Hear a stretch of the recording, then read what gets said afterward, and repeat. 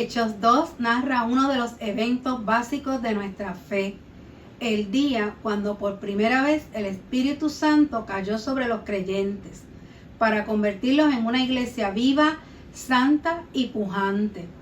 El texto narra cómo Dios cumplió su promesa de enviar su Espíritu Santo, cómo los creyentes fueron bautizados en el Espíritu Santo y cómo la iglesia recibió dones espirituales que le capacitaban para cumplir con la misión cristiana. Prácticas que se convirtieron en disciplinas espirituales para el crecimiento y desarrollo en la fe de cada creyente y de cada iglesia local.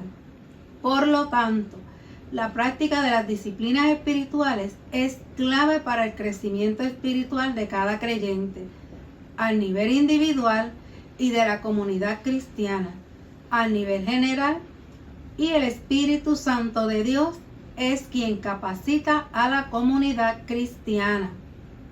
Saludos cordiales de parte del hermano Richard López y esta servidora Sandra Torres. En esta ocasión estaremos compartiendo la lección número 4, Celebra en unidad. Si buscamos en la Biblia, Hechos 2, del 32 al 33 y del 37 al 47, allí encontraremos la base para este estudio. Y el verso áureo dice: y perseveraban en la doctrina de los apóstoles y en la comunión unos con otros, en el partimiento del pan y en las oraciones.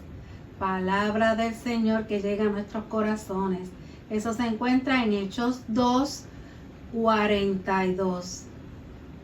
Los tres objetivos de esta lección son afirmar que la práctica de las disciplinas espirituales es clave para el crecimiento espiritual de cada creyente, al nivel individual y de la comunidad cristiana a nivel general. Resaltar la acción pastoral del Espíritu Santo en medio de la iglesia, motivando el crecimiento espiritual y capacitándola para enfrentar persecución. Finalmente, declarar que Dios es quien facilita y aviva el crecimiento de la iglesia en medio de los tiempos. Espíritu es la primera palabra del vocabulario. En su sentido original, la palabra griega pneuma designa el viento y el aliento de vida. Es el soplo respiratorio que distingue a los seres humanos. Este signo de vida proviene de Dios, el creador y dador de la vida. Y el segundo término es Espíritu Santo o Espíritu de Dios. En el Antiguo Testamento, el Espíritu Santo se manifiesta de manera transitoria, irrumpiendo en el mundo humano, capacitando a jueces y a profetas con habilidades sobrenaturales. En el Nuevo Testamento se cumple la profecía de que el Espíritu Santo habría de venir a morar en medio de la comunidad de fe. Esto se cumple primeramente en Jesucristo, sobre quien el Espíritu de Dios se posa en forma de paloma. Después se cumple cuando Dios derrama su Espíritu Santo sobre la comunidad cristiana. En Hechos 2, empezando por el 32 al 33, dice así la palabra del Señor: en el nombre del Padre, del Hijo y del Espíritu Santo. Amén. Pues bien, Dios ha resucitado a ese mismo Jesús, y de ello todos nosotros somos testigos. Después de haber sido enaltecido y colocado por Dios a su derecha, y de haber recibido del Padre el Espíritu Santo que nos había prometido, Él a su vez lo derramó sobre nosotros. Eso es lo que ustedes han visto y oído. Cuando los allí reunidos oyeron esto, se afligieron profundamente y preguntaron a Pedro y a los otros apóstoles: hermanos, ¿qué debemos hacer? Pedro les contestó: vuélvanse a Dios y bautícese cada uno en el nombre de Jesucristo para que Dios les perdone sus pecados y así Él les dará el Espíritu Santo. Porque esta promesa es para ustedes y para sus hijos y también para todos los que están lejos, es decir, para todos aquellos a quienes el Señor nuestro Dios quiera llamar. Con estas y otras palabras, Pedro les habló y les aconsejó diciéndoles: apártense de esta gente perversa. Así pues, los que hicieron caso de su mensaje fueron bautizados, y aquel día se agregaron a los creyentes unas 3,000 personas, y eran fieles en conservar la enseñanza de los apóstoles, en compartir lo que tenían, en reunirse para partir el pan y en la oración. Todos estaban asombrados a causa de los muchos milagros y señales que Dios hacía por medio de los apóstoles. Todos los creyentes estaban muy unidos y compartían sus bienes entre sí. Vendían sus propiedades y todo lo que tenían y repartían el dinero según las necesidades de cada uno. Todos los días se reunían en el templo y en las casas, partían el pan y comían juntos con alegría y sencillez de corazón. Alababan a Dios y eran estimados por todos. Y cada día el Señor hacía crecer la comunidad con el número de los que Él iba llamando a la salvación. Poderosa palabra de Dios, fiel a nuestras vidas. Ahora, en estos momentos, el hermano Richard López con el análisis de la palabra.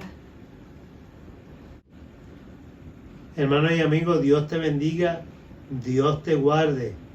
Es un placer inmenso y una gran oportunidad, sobre todo un privilegio, siempre lo mencionamos, estar delante de ustedes a través de estos medios para continuar estudiando la palabra del Señor. Esta vez lo vamos a seguir haciendo a través de la revista El Discípulo, las clases de escuela bíblica de nuestra iglesia. Como ya muy bien mencionó mi esposa Sandra, estamos en la lección número 4, cuyo título es Celebra en Unidad, que está basada en Hechos capítulo 2, versos del 32 al 33 y del 37 al 47, y sobre todo esa experiencia de la llegada del Espíritu Santo sobre aquel grupo de personas que estaban en el aposento alto, como vamos a ver en la lección, orando, y allí recibieron la promesa del Espíritu que ya el Señor les había prometido a cada uno de ellos. Es una experiencia tremenda, es el día en que nace oficialmente la iglesia del Señor. Pero vamos a mirar la lección tal y como los objetivos lo plantean, en algunos de estos puntos importantes sobre lo que dentro de la adoración y la alabanza dentro de la iglesia, y los puntos que hemos estado viendo de celebrar el culto con entusiasmo, los distintos estilos de adoración, la música y todo lo demás que hemos estado mencionando como parte de estas lecciones, de esta unidad que hablan de adoración y de alabanza. Hoy vamos a mirarlo desde esa expresión que la iglesia tiene en términos de el hacer, de moverse hacia la misericordia, que es y la predicación, que es lo que estamos viendo en el capítulo 2 del libro de los Hechos. Es importante señalar que en Lucas capítulo 24, ya desde el verso 49, encontramos que los discípulos están reunidos con el Señor Jesús y reciben la promesa de que el Espíritu iba a venir sobre ellos. O sea, ya el Señor les había manifestado que era necesario y que el Espíritu viniera a ellos para que continuaran la obra que Cristo había iniciado con su presencia en la tierra. Así que siguiendo ese pensamiento teológico de Lucas, encontramos, acuérdense que Lucas escribe su evangelio y también tenemos el libro de los Hechos, que también es Lucas el autor, y toda la tradición lo pone a Lucas como el autor del libro de los Hechos también. Y vemos dentro de ese pensamiento teológico que desarrolla Lucas que la acción del Espíritu Santo es determinante dentro del nacimiento y el quehacer de la iglesia cristiana.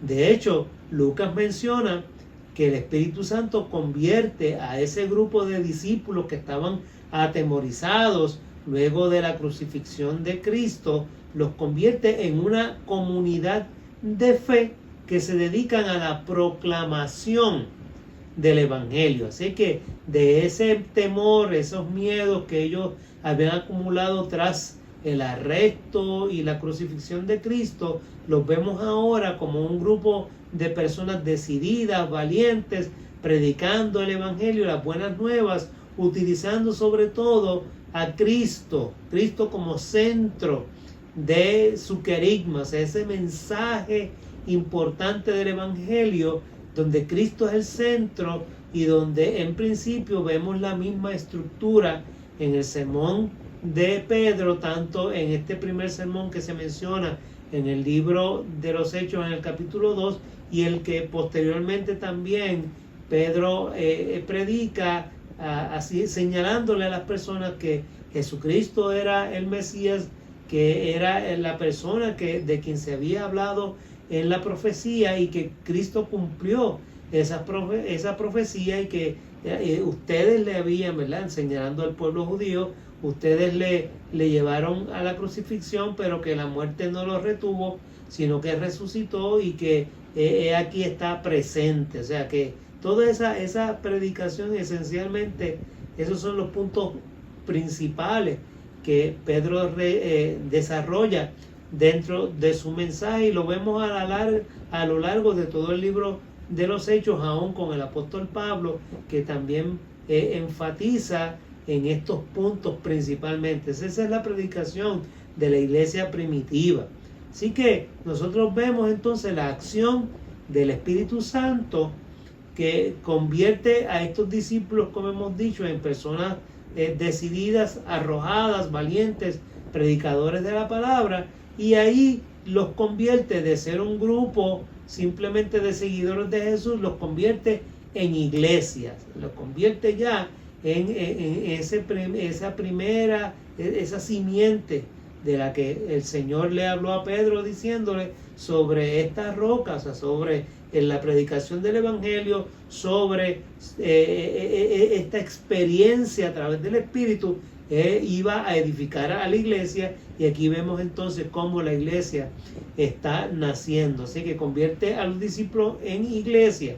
De hecho, en el capítulo 1 de los Hechos, ya dejando el Evangelio de Lucas, como hemos mencionado, cuando entramos a leer el libro de los Hechos, vemos entonces cómo el énfasis es en la obra del Espíritu Santo desde el mismo comienzo, cuando Jesús en el capítulo 1 le dice: mira, es necesario que ustedes vayan y prediquen este evangelio a todas las naciones, y en Jerusalén, en Judea, en Samaria y hasta lo último de la tierra. Y nuevamente se promete que el Espíritu Santo iba a estar con ellos. Así que ellos son obedientes y siguiendo las instrucciones que Cristo les había dado, los discípulos entonces se dedicaron a la oración, esperando esa promesa que Jesús les había hecho a cada uno de ellos. 10 días, según menciona el libro de los Hechos, 10 días después de ese mandato del Señor, cuando ellos le vieron ascender al cielo, llegó el día de Pentecostés. Esta fiesta se celebraba 50 días después de la Pascua. El propósito principal de la fiesta de Pentecostés en medio del pueblo judío era celebrar la cosecha y dedicar los primeros frutos al Señor. Así que era una festividad cuyo propósito principal era santificar toda la cosecha de ese año, y así año por año así lo hacían. Así que es en medio de esta celebración. Recuerden que habían unas celebraciones, 4 celebraciones principales que todo varón judío tenía que celebrar, y que en algún momento tenían que peregrinar hasta Jerusalén, y así lo hacían. Así que y Pentecostés era una de esas celebraciones que eran ordenadas para que todo judío varón tuviera que asistir y celebrar.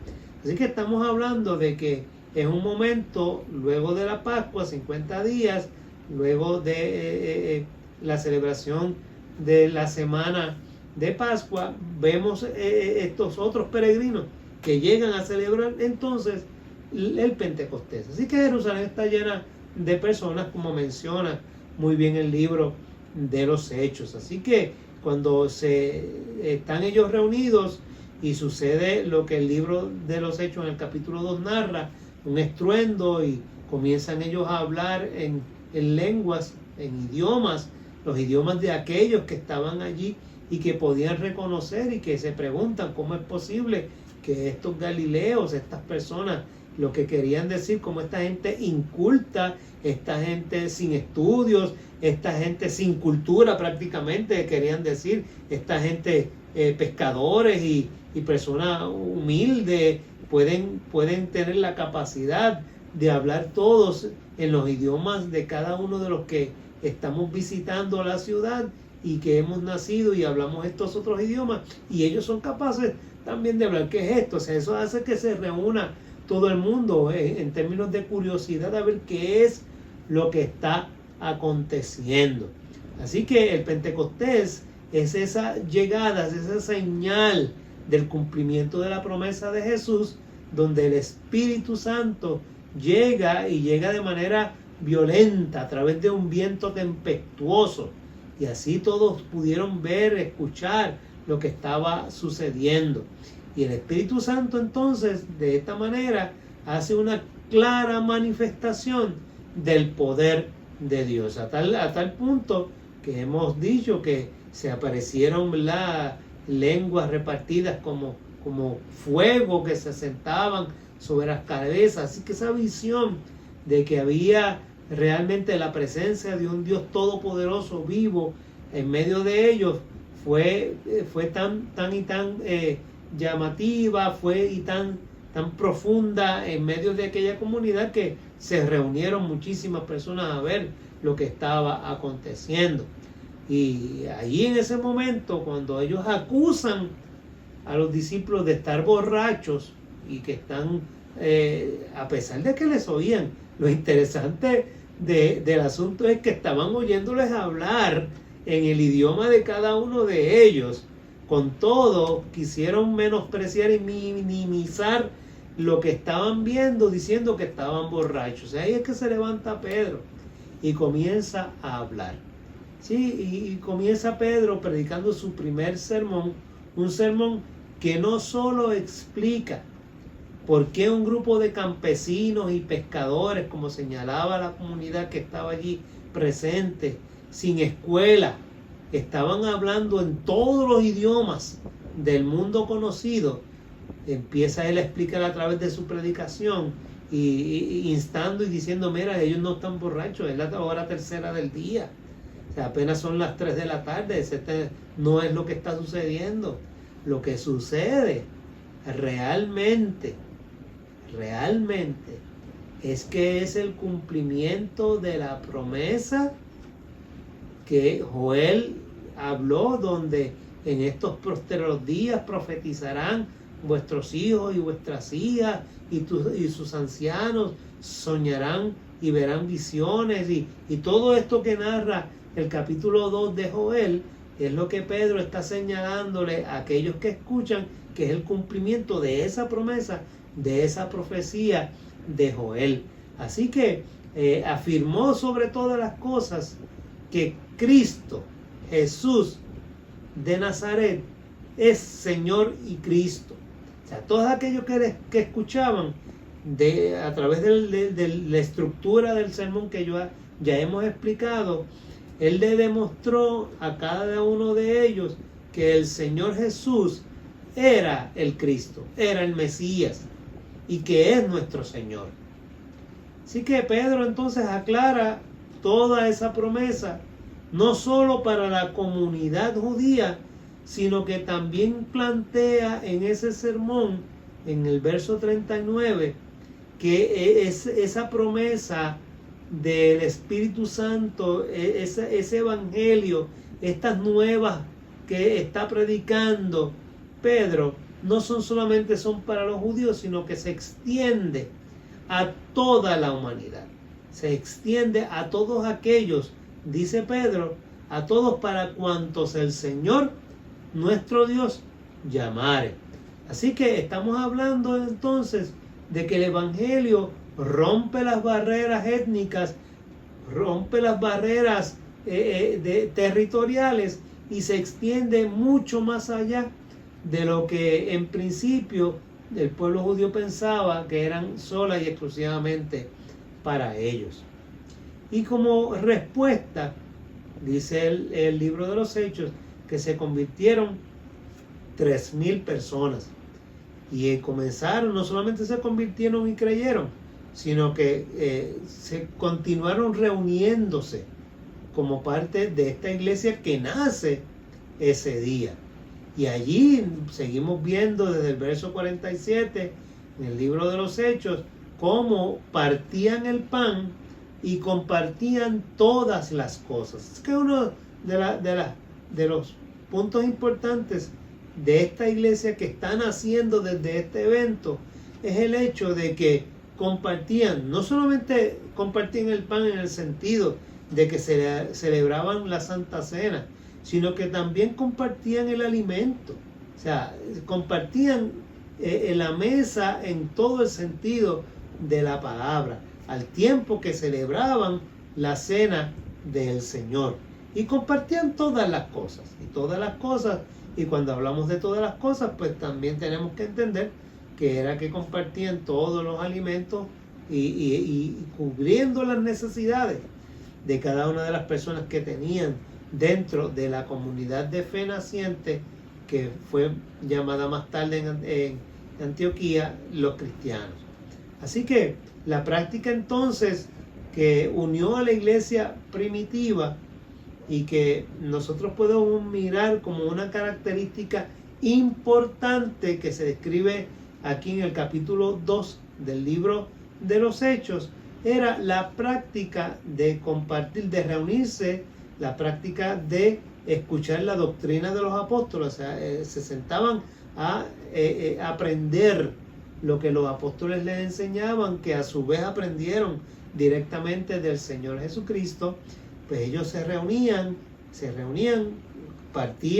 compartían la mesa, celebraban la mesa del Señor y al tiempo todas estas disciplinas que ellos practicaban se convierten entonces en disciplinas espirituales que fortalecen al pueblo de Dios y lo hacen crecer. Así que eso que comenzó como una práctica tal vez espontánea de cada uno de ellos a raíz de ese encuentro con la palabra del Señor, se convierte más tarde en una práctica de la iglesia.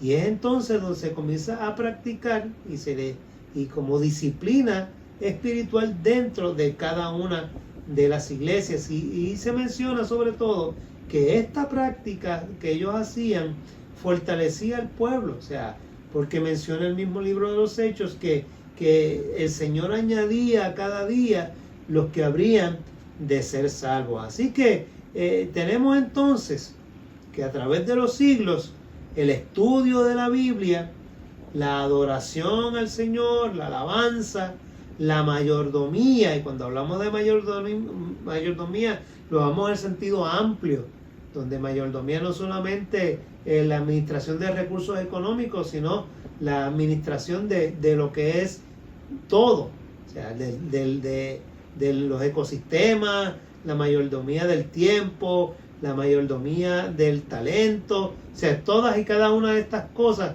que nosotros conocemos. Como estábamos mencionando, sobre todo a través de compartir todas las cosas y las prácticas que unieron a la iglesia primitiva, nosotros vemos que el estudio de la Biblia, la adoración, la mayordomía, era parte de esa práctica de la iglesia. Y es importante entender, ¿verdad?, cómo ellos, a través de este compartir y de aprender sobre todo lo que los apóstoles le enseñaban, la iglesia fue creciendo día a día. Así que nosotros vemos entonces cómo la iglesia sigue practicando no solamente la enseñanza, no solamente el compartir la cena del Señor, sino que también vemos que la iglesia adora al Señor a través de actos de misericordia, tal y como el libro de los Hechos nos plantea también, que ellos compartían todas las cosas en común, o sea, vendían sus propiedades y a través de esto podían sustentar a aquellas personas que no tenían la capacidad, porque por su pobreza o porque eran viudas, huérfanos, distintas situaciones eran atendidas a través de estos actos de misericordia. Y lo miramos todavía en el día de hoy a través de estas prácticas, ayudando en beneficio de personas marginadas, personas necesitadas. Al mismo tiempo, la iglesia hoy se reúne en grupos pequeños para enseñar, para que pueda el evangelio crecer a través de las personas que van adquiriendo este conocimiento al mismo tiempo. Así que también usamos la enseñanza a través de grupos pequeños, visitamos, testificamos. La visitación es un medio bien importante también en la iglesia. Hoy estamos un poco limitados porque la pandemia nos tiene limitados en ese sentido, pero una vez se vaya restableciendo la normalidad dentro de nuestras comunidades, la visitación a los enfermos, la visitación a aquellas personas que están solas y sobre todo a las que necesitan consuelo y apoyo en medio de las crisis, pues también seguirá siendo una práctica dentro de la iglesia. Y sobre todo el testimonio de personas que han recibido un favor especial de Dios y que a través de ellos el propósito es evangelizar. Ese testimonio tiene el propósito de evangelizar, llegar al corazón de aquellas personas que aún no conocen a Dios. Así que de la misma manera que lo vemos en el libro de los Hechos, hoy también nosotros de igual manera lo vemos en la iglesia de Cristo esparcida en la faz de la tierra. Pero es importante señalar que el Espíritu Santo es quien pastorea a la iglesia, quien fortalece a la iglesia y le da la valentía, como en el pasado, para enfrentar y vencer la persecución y todo obstáculo que pueda presentarse delante de la iglesia. Y de esta enseñanza recalca sobre todo la idea central de que la iglesia vive en el poder del Espíritu, y es a través del Espíritu que la iglesia se mueve.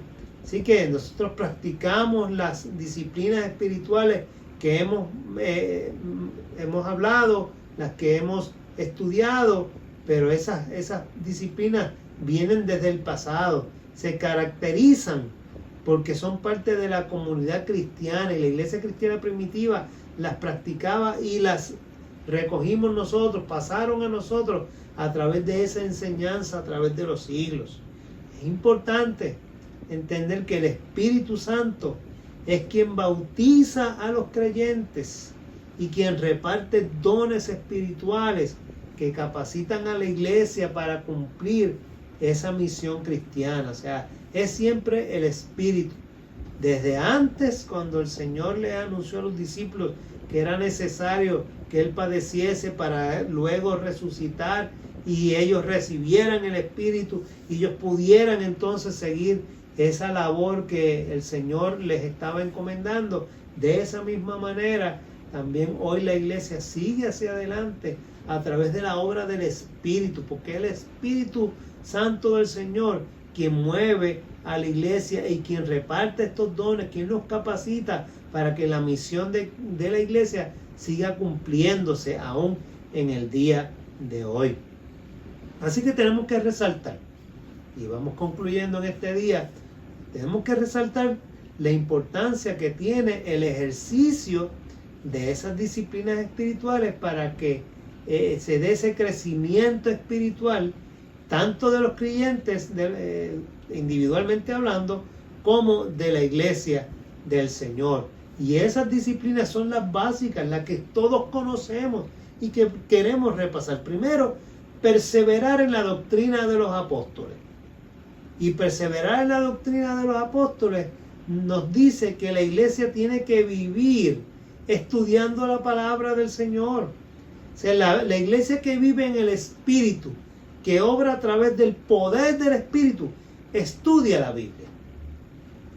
A veces me entristece un poco el hecho de que la iglesia ya no celebra estudios bíblicos, ya no profundiza en la palabra del Señor, y a veces nos conformamos con ir por encimita lo que diga cualquier persona, sin a veces corroborar si esta persona está hablando cosas correctas. En días pasados yo he escuchado, Dios mío, personas ofreciendo una escuela bíblica que realmente me entristecía mucho, porque cometía una serie de errores que simplemente se notaba que era porque no había estudiado. Porque si hubiese estudiado un poco el pasaje, si hubiese estudiado un poco el capítulo del cual estaba hablando, se hubiese dado cuenta que lo que decía pues no era correcto. Pero pues se nota que no profundizó, no buscó más, no fue más allá, y es importante siempre buscar. Dice Jesucristo acusó a los fariseos de decir: ustedes escudriñan la Biblia, escudriñan la Escritura buscando señales, buscando instrucciones. Y él decía: sin embargo, las Escrituras hablan de mí, decía el Señor. Así que cuando uno escudriña, cuando uno busca, va a encontrarse con Dios, va a encontrarse con el Señor. Y es a través del estudio profundo de la Biblia que nosotros podemos seguir hacia adelante. Una iglesia que no estudia profundamente la palabra del Señor, pues se queda en la superficie y queda simplemente a expensas de que cualquiera le pueda engañar por cualquier tipo de doctrina, o con vientos de doctrina, y a veces hasta falsedades las creen. Y eso es importante. Por eso es que el libro de los Hechos señala como una de las primeras disciplinas escudriñarse, a perseverar en la doctrina, la palabra de Dios, que es a través de la Biblia, estudiar esas doctrinas básicas de la fe cristiana, estudiar la historia, estudiar la teología. Eso es muy importante. También nosotros vemos a la iglesia primitiva adorando a Dios de forma constante, de forma sincera. Se reunían, no dejaban de reunirse. De hecho, en el libro de Hebreos, el apóstol Pablo, o el autor del libro de la carta a los Hebreos, no exhorta a no dejar de congregarse como algunos tienen por costumbre. Eso no es importante, congregarse para adorar al Señor, porque a través de la adoración también aprendemos. El Señor, a través de su Espíritu, nos llena y se manifiesta a través del culto. Se reunían regularmente para tomar la cena del Señor. Así que la cena es un evento importante en la vida de la iglesia, porque recuerda el sacrificio de Cristo en la cruz. La misma ceremonia de la Santa Cena lo señala, o sea, y Cristo lo dijo: hacer esto en memoria de mí, recordando el sacrificio del Señor, de ese Cordero que se sustituye por la ceremonia de Pascua antigua, por una nueva celebración a través de la cena del Señor. Así que es importante celebrar esa cena, es importante orar como hacía la iglesia, o sea, orar. Y como último punto, miren, actos de misericordia y solidaridad, que es todo lo que señala este capítulo 2 del libro de los Hechos. Hacen falta actos de piedad, actos de misericordia en beneficio de las personas más pobres, vulnerables de la sociedad. O sea, es parte de lo que la iglesia hacía y de lo que nosotros tenemos que hacer. Es importante, hermanos, que entendamos que la iglesia primitiva era una iglesia unida. Más tarde, a través de los siglos, nosotros vemos cómo la iglesia se fue dividiendo, los problemas que hubo. Pero la iglesia primitiva era una iglesia unida. Los creyentes adoraban juntos, estudiaban juntos, tomaban la cena del Señor juntos, compartían sus bienes materiales. Y nadie se creía dueño de nada, sino que lo compartían todo. Y este último punto, hermano, aprender sobre todo que la misión es de Dios. A veces hay hermanos, hay creyentes mal orientados que no han logrado entender que la misión es de Dios. Y sí, la misión es de Dios, no es nuestra. La Biblia nos dice que el primer misionero fue Dios. Irónico, ¿verdad? Paradójico. Sí, porque fue el que envió a su Hijo Jesucristo para salvarnos.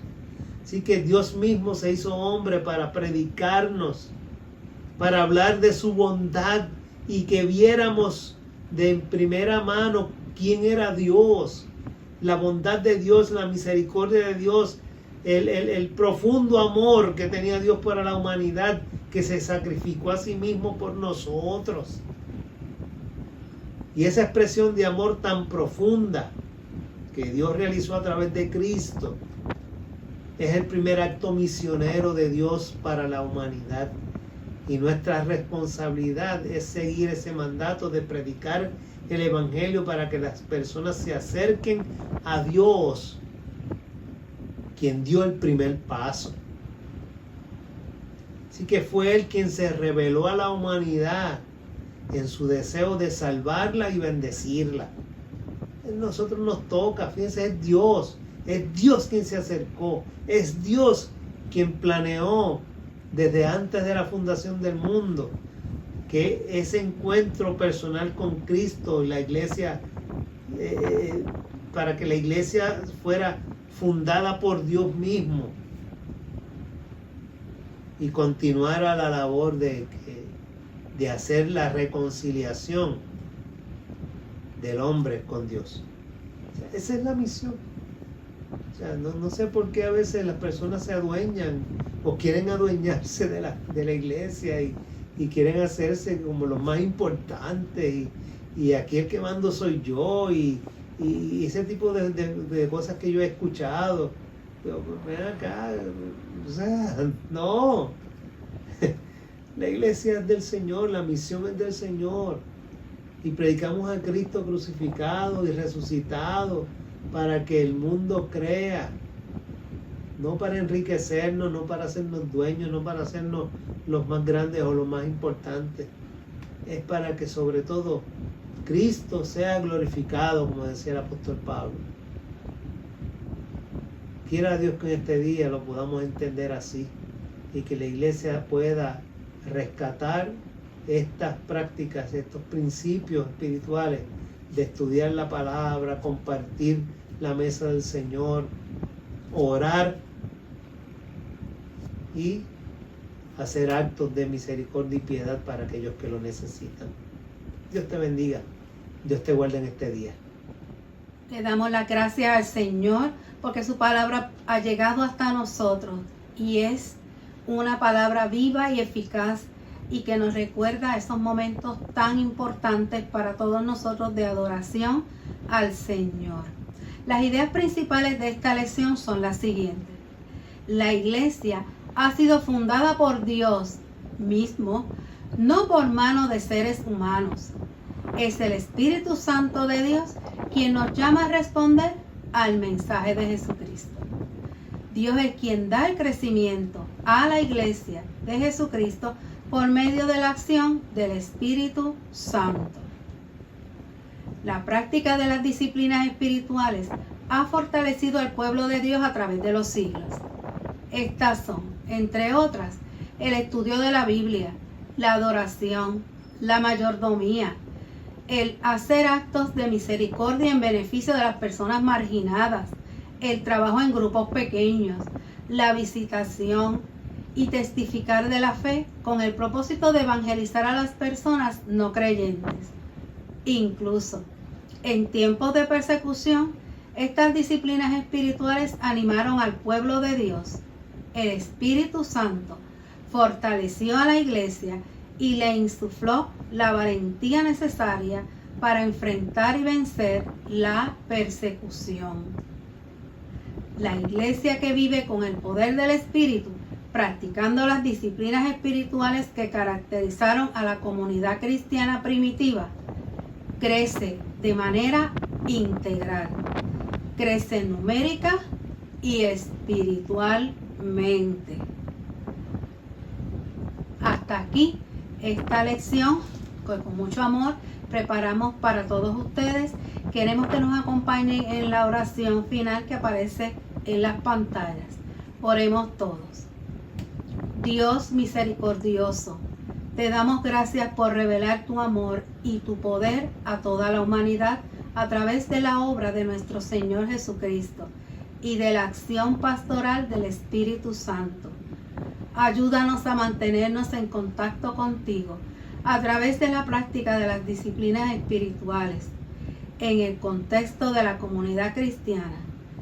Todo esto lo pedimos en el nombre de Jesús. Amén, amén, amén. Dios les continúe bendiciendo y cuidando, y será hasta la próxima si así el Señor lo permite.